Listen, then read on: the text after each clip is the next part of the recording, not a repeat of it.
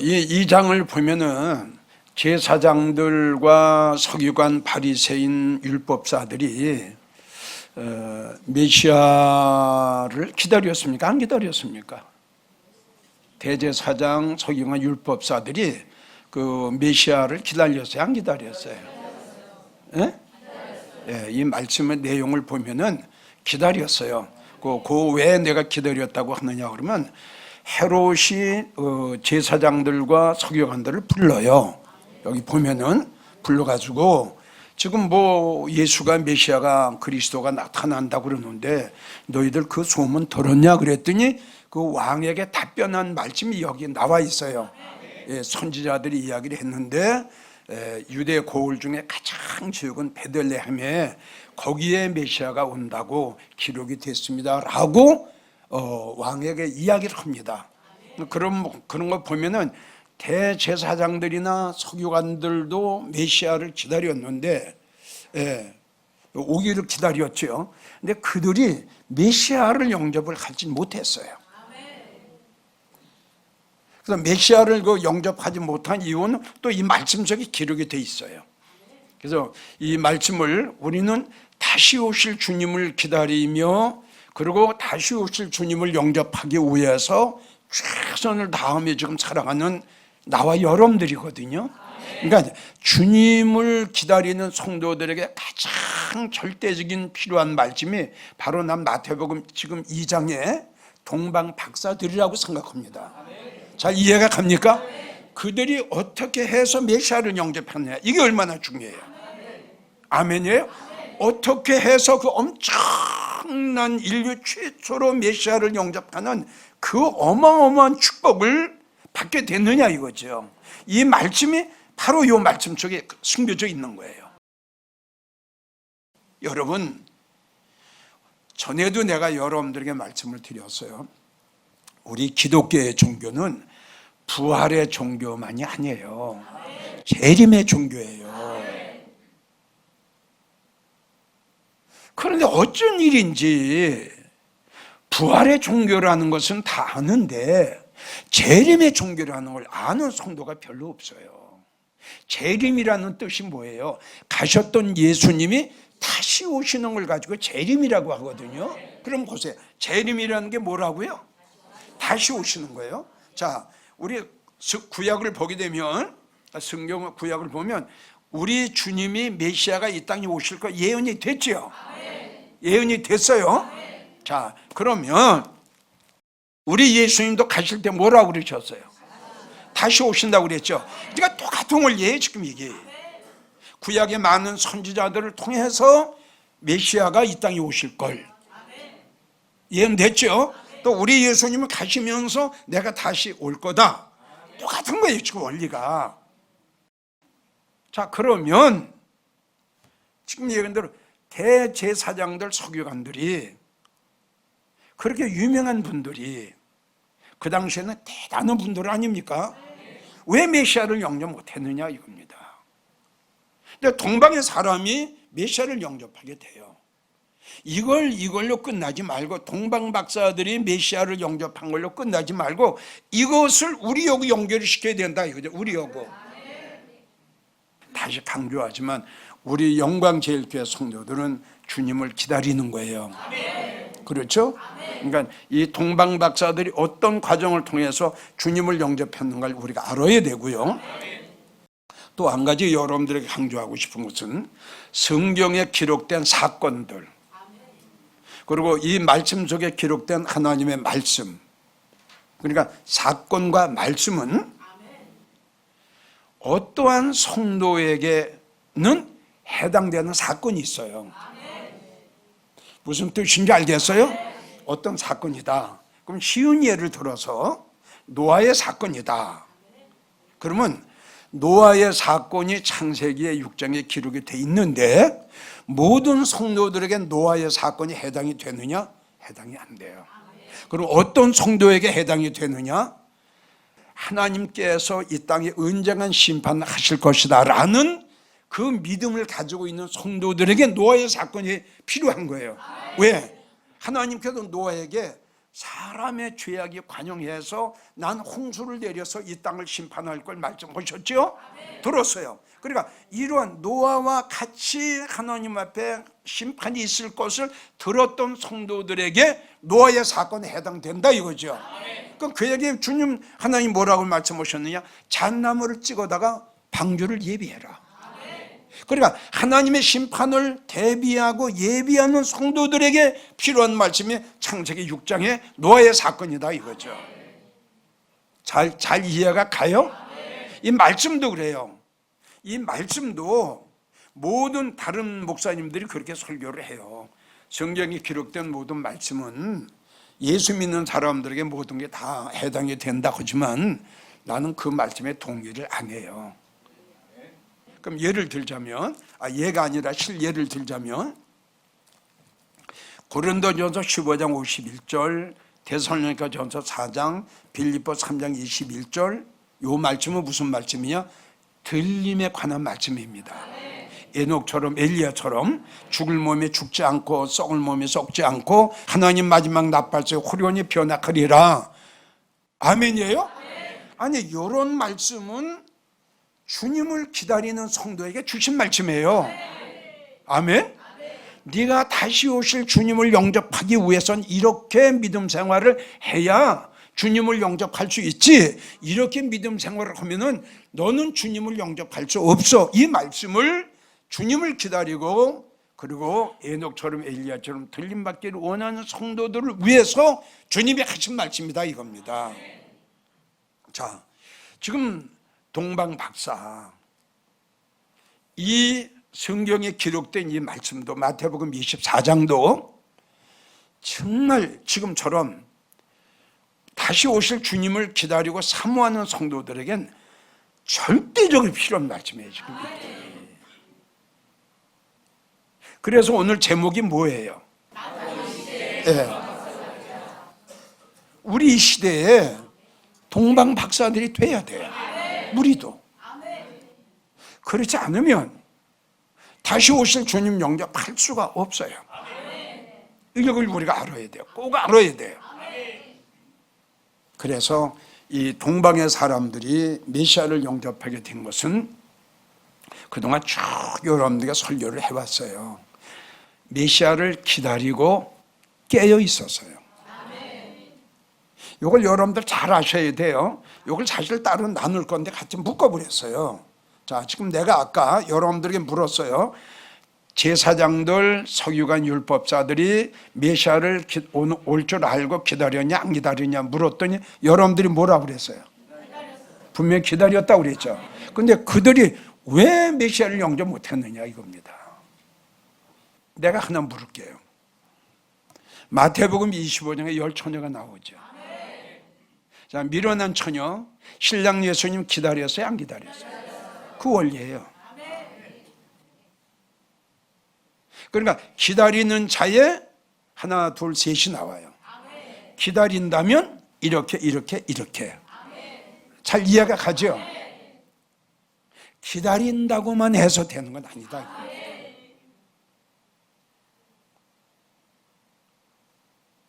그들도 메시아를 올 걸 알았어요. 그리고 기다렸어요. 10처녀 중에 미련한 처녀도 신랑 예수님을 기다렸어요. 근데 그들은 신랑 예수님의 영접을 못했어요. 잘 알죠? 준비를 제대로 못했어요. 그리고 성경을 보게 되면 잠을 자고 있었어요. 등불이 꺼져갔어요. 성령이 소멸됐어요. 은혜 다 쏟았어요. 이래가지고는 다시 오실 주님을 영접할 수가 없다는 거예요. 그래서 이 동방박사들은 기다리고 있으면서 깨어 있었어요. 참 이게 아주 간증이 여기에서 제가 성경엔 기다려라 하는 말씀이 굉장히 많이 나와요. 근데 정말 주님을 기다리고 메시아를 기다리고 주님을 기다리는 성도들은 맞죠? 기다리는 걸로 끝나는 거 아니죠. 기다리기 때문에 그렇죠. 또 기다리기 때문에 예비하죠. 맞죠? 그러니까 여기서 예배를 이제 어떻게 하느냐 이 문제가 또 나오겠죠. 그래서 그게 바로 창세기 6장으로 넘어가면 잣나무를 찍어가지고 이렇게 해라. 이 말씀과 연결되는 게 그거라 이겁니다. 그래서 동방의 박사들은 기다리고 있으면서 어떻게? 항상 깨어 있었어요. 자, 내가 왜 이 말을 하느냐? 2장 2절을 보면 유대인의 왕으로 나시니가 어디 계시뇨? 요거는 이제 동방 박사들이 가서 물은 내용이란 말이에요. 유대인의 왕으로 나시니가 어디 계시뇨? 우리가 동방에서, 이분들이 어디서 왔어요? 우리가 동방에서 무엇을 보고? 이게 중요한 거예요. 제사장들은 서기관 바리새인들 그 당시에 최고의 엘리트들이었지만 별을 발견을 못했어요. 별을 보지를 못했어요. 그래서 이 말씀의 내용을 보면은 동방의 박사들은 항상 메시아를 기다리고 깨어 있었다. 만약에 여기서 동방 박사들이 주님은 기다리고 있었지만 잠들어 있었으면 별을 발견할 수 있었을까요? 없었을까요? 없었죠. 별을 볼 수가 없었죠. 잠들어 있는 사람들이. 또 우리가 여기서 한 가지 또 참고적으로 해야 될 것이 뭐냐? 동방의 사람들은 하늘의 소망으로 살아갔어요. 별은 하늘에 떠 있나요? 땅에 떠 있나요? 그럼 별을 보려면 아래를 쳐다봐야 되나요? 위를 쳐다봐야 되나요? 그래서 이 말씀의 내용을 보면 동방의 박사들은 평상시에 항상 메시아를 간절히 기다리고 깨어 있었다는 사실을 우리가 발견할 수 있다. 다시 여기도 메시아가 올 줄 알았어요. 여기도 메시아가 올 줄 알았어요. 근데 여기는 별을 발견 못했고 여기는 별을 발견했어요. 왜? 이게 나와야 되겠죠. 얼마나 중요한 말씀이에요. 자, 여기에서 이제 가장 중요한 문제가 뭐냐 그러면 이 동방 박사들이 이 별을 발견했어요. 응? 그러면 우리가 이 별을 지금 하늘에 떠 있는 별로 우리가 봐야 될 거냐? 응? 그렇지 않으면 성경에 말씀하신 별은 누구를 비유하신 거인가? 이걸 우리가 찾아야 돼요. 이걸. 자, 그래서 성경의 별을 찾아보면 민수기 24장 17절을 보면 이런 말씀이 있어요. 한 별이 이렇게 나옵니다. 한 별이 야곱에게서 나오며 한 홀이, 이거 마찬가지예요. 한 별이나 한 홀이나 마찬가지예요. 이 홀을 찾아보면은 막대기로 나와요. 막대기로. 그러니까 모든 백성들을 인도한다 이겁니다. 모든 백성들을 인도한다 이겁니다. 아멘이에요? 그러니까 한 별이나 한 홀이나 같아요. 그러니까 여기는 한 별이 야곱에서 나올 거, 그리고 한 홀이 이스라엘에서 나올 것을 말씀하시는데 동일한 말씀이다 이겁니다. 동일한. 그래서 이어서 하는 말씀이 이 별이 나와가지고 모압을 쳐요. 이 편에도 저 편에도 모압을 쳐버려요. 아멘? 이 말씀은 뭐냐? 우리 메시아 되시는 우리 주님이 이 땅에 오셔서 모든 사단, 마귀, 귀신, 어둠의 세력을 정죄하고 아멘? 새하늘과 새 땅을 이루실 것을 여기에 기록이 된 거예요. 모압을 이 편에서 저 편에서 쳐서 이렇게 나와요. 엄청난 말씀 아니에요?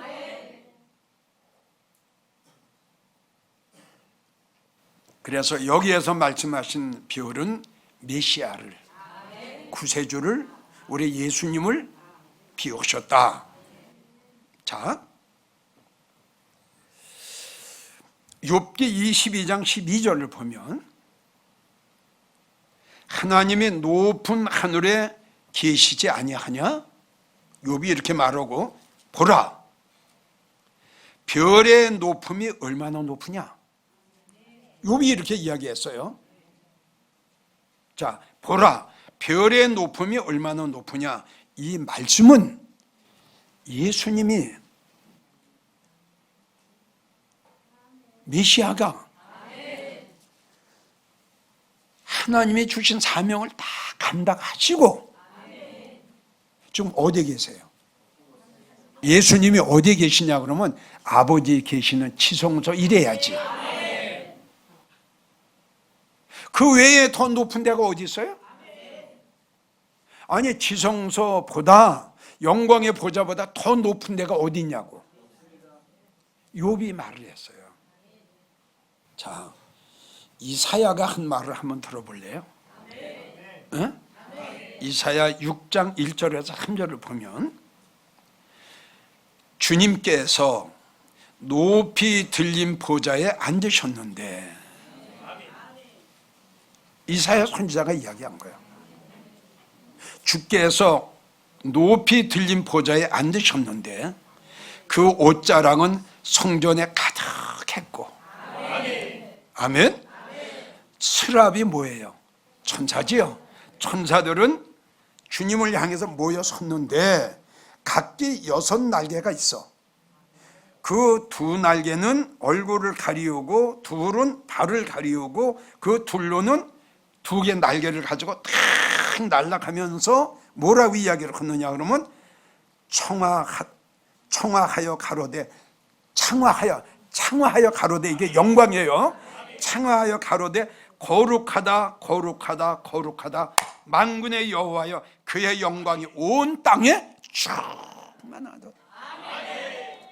여러분, 우리 예수님이 그 누가복음 1장을 보게 되면 하늘에는 영광이요?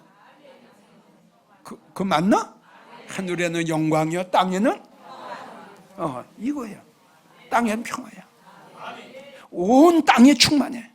우리 예수님이 이 땅에 오시니까, 메시아로 오시니까 온 땅이 다 충만해. 죄악에서 벗어나는 놀라운 역사가 일어나잖아요. 온 땅이 충만했다. 그러면 성경의 땅은 누구를 비우셨다? 성도를 비우셨다.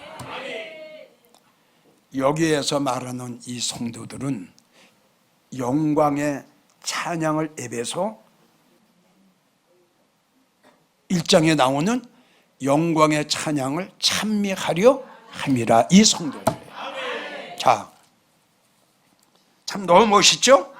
네. 그래서 다시 오실 주님을 영접하려면 동방박사들처럼 어떻게 기다리고 깨어 있어야 된다. 기다리고 깨어 있는 건 우리가 너무 잘 알아요. 그러니까 그 요한계시록 16장 15절 말씀이 그랬죠. 기억나죠?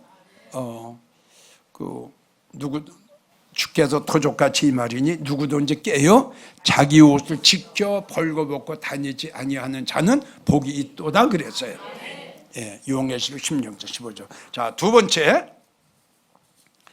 자, 그 동방박사는 어떻게 해서 메시아를 영접했느냐? 9절을 보면 동방에서 보던 그 별이 문득 앞서 인도하여 가다가 악이 있는 곳에 머물러 섰는지라. 이 박사들은 누구의 인도를 받았어요? 별의 인도를 받았어요. 이게 난 수백 번 여러분들에게 말씀을 드렸어요.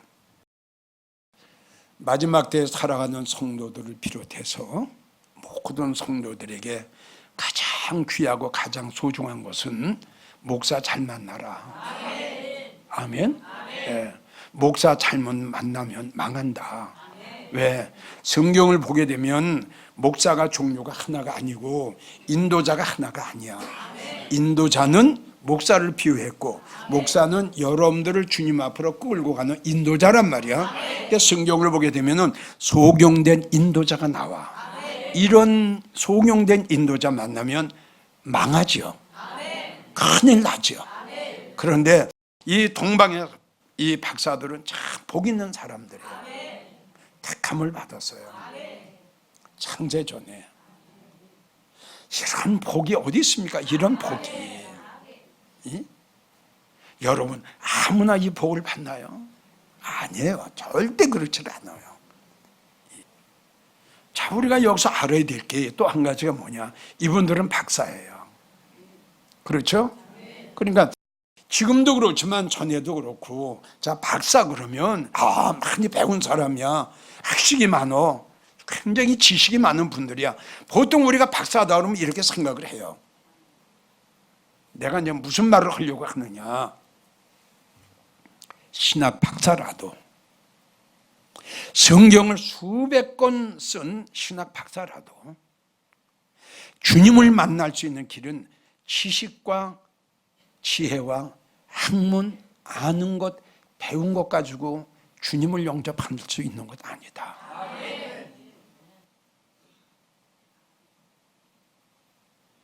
가장 귀한 것은 뭐냐? 주님의 인도를 받아야 되고, 말씀의 인도를 받아야 되고, 성도들은 목사 잘 만나야죠. 인도자 잘 만나야죠. 어떤 인도자를 만나느냐에 따라서 내가 주님을 영접할 수도 있고. 자, 봅시다. 베드로후서 3장 4절을 보면 이런 목사가 나와요. 자기의 정욕을 쫓아 기롱하여 가로되 주의 강림하신다는 약속이 어디 있냐? 어이 참네, 세상에 이 목사가 어떻게 이런 목사가 다 있어요? 아니, 베드로후서 3장 4절 맞을 거예요. 기롱하여 가로되 주의 강림하신다는 약속이 어디 있냐? 자, 우리 기독교 종교는 무슨 종교다? 재림의 종교예요. 근데 이 목사를, 이 어떤 목사 인도자 보세요. 강림을 부인하고 재림을 부인하는 거예요. 그럼 이런 인도자, 이런 목사 만나면 어떻게 돼요? 망해요. 인도자 잘 만나야 돼요. 그래서 동방의 박사들은 별의 인도를 받았어요. 네. 자, 마지막 세 번째. 세 번째가 뭘까요? 아니요. 미혹을 이겼어요. 자, 한번 들어보세요. 자, 이제 박사들이 자, 이제 헤로데에게 갔지요. 가서 이제 물었지요. 그랬더니 헤롯이 뭐라고 이야기를 해요? 헤롯이 2장 7절로 보면 헤롯이 박사들을 불러, 잘 들어요, 별이 나타난 때를 자세히 묻고 아기에 대하여 자세히 알아보고 찾거든. 나한테 와서 좀 이야기 좀 해줘라. 왜? 나도 가서 아기 예수한테 경배해야지. 여러분, 얼마나 달콤해. 얼마나 그럴듯하고 얼마나 진실하고 얼마나 정말 같아. 너희들 가서 아기 예수를 찾으면 너희들만 보지 말고 나한테 와서 좀 알려줘. 왜요? 나도 가서 경배해야지. 여러분, 이게 얼마나 진실한 것 같고 얼마나 정직한 것 같아요. 응? 자, 이 말씀과 연결되어 있는 게 누굴까요? 하와지요.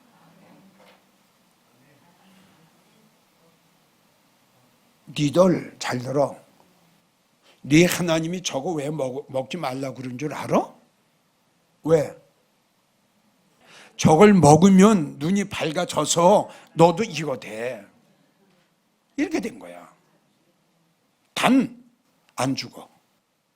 똑같은 거 아니에요? 안 죽어. 내가 약속해. 내가 장담해. 하나님이 저걸 먹으면 너도 하나님하고 동등하게 될까 봐 하나님이 그걸 알고 니들 먹지 말라고 그러는 거야. 이 바보들아. 난 자신해. 결코 죽지 않아. 어때요? 응? 여러분, 벌써 우리 하나님은 이걸 아시고 벌써 우리 예수님은 이걸 아시고, 자, 우리 하나님이 뭐라고 지시를 하셨나요? 뭐라고 지시를 하셨나요? 여기 말씀에 나오잖아요. 뭐라고 지시하셨나요? 가지 마라. 네가 왔던 길로도 가지 마라. 다른 길로 가라. 이거 또한 또 참 뜻깊은 말씀이네요. 왜 왔던 길로 가지 않고 왜 다른 길로 돌아가래? 우리가 알아야 될 것은 벌써 주님이 동방의 박사들이 미혹당할 걸 아셨어. 아멘이에요? 벌써 아셨어요. 꿈에 그들에게 나타나셔가지고 절대 가지 마라. 아니 정말 그럴듯하죠? 맞죠? 진짜 그럴듯하죠? 나도 경배했고요. 안 넘어갈 자리면 어디 있어요? 그래서 똑같이 우리 예수님이 꿈에 동방 박사들에게 지시를 했듯이 우리 예수님도 이 땅에 오셔서 우리에게 뭐라고 지시하셨어? 사람의 미혹을 조심해라. 에?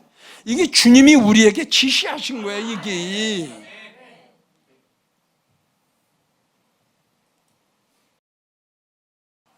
그리고 나중에 또 마음이 안 놓이시니까 뭐라고 그러셨어요? 택한 백성까지 미혹할 거라고 그랬잖아. 그게 뭐야? 동방 박사들이야. 택한 백성이. 그럼 하나님이 특별히 택한 백성 동방의 박사까지 미혹하는 거 보세요. 그래서 아까 이야기했잖아요. 마태복음 20장 동방의 박사, 이게 그냥 넘어갈 사건이 아니다. 들어보니까 어때? 네? 하나님이 동방 박사에게 지시하셨죠. 택한 백성이에요. 주님이 우리에게 지시하셨죠. 똑같은 논리야. 네? 에베소 5장 6절 헛된 말에 속지 마라. 골로새서 2장 4절 공교한 말에 미혹당하지 마라. 우리 주위에 진짜 정말이에요, 여러분. 공교하다. 아주 그럴듯해요. 그리고 편안해. 너무 좋아. 골로새서 2장 4절 바울이 이야기한 게 그런 말에 속지 마라. 아멘. 헛된 말에 속지 마라. 그래서 끝으로 결론을 내린다면 네 번째, 동방의 사람들은 자기 학식, 지식, 박사 다 내려놓고 하나님의 말씀에 절대 순종했어요. 그래서 승리한 거야. 여러분, 내가 한 가지 물을게. 자, 동방 박사들이 별을 발견했어. 응? 거기까지 인도를 받았어. 자, 꿈에 하나님이 미혹 조심해라. 그 길로 가지 마라. 만나지 마라. 그런데 이 말씀을 거역하고 동방 박사들이 헤로드에게 갔으면 이거는 엄청난 대사건이 벌어져요. 맞죠? 그렇지 않아도 그 다음에 내용을 보게 되면 헤롯이 아기 예수님을 죽이려고 1살부터 2살까지 공고하잖아요.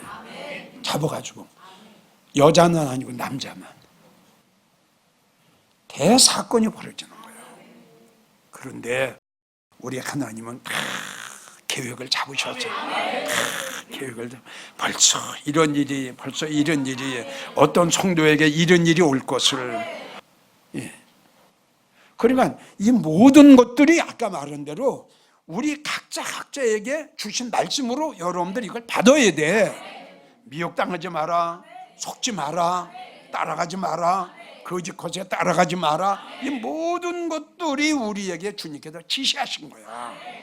이 말씀에 순종해서 여러분들 끝까지 믿음의 정조를 지키고 박사들이 메시아를 영접한 것처럼, 아멘, 나와 여러분들도 꼭 다시 오실 주님을 영접하는 나와 여러분들이 되기를 정말 간절히 부탁합니다. 마음 다해 사랑합니다. 온 마음 다해 주 알기 원하네. 내 모든 삶 당신 것이니 주만 섬기리. 온 마음 다해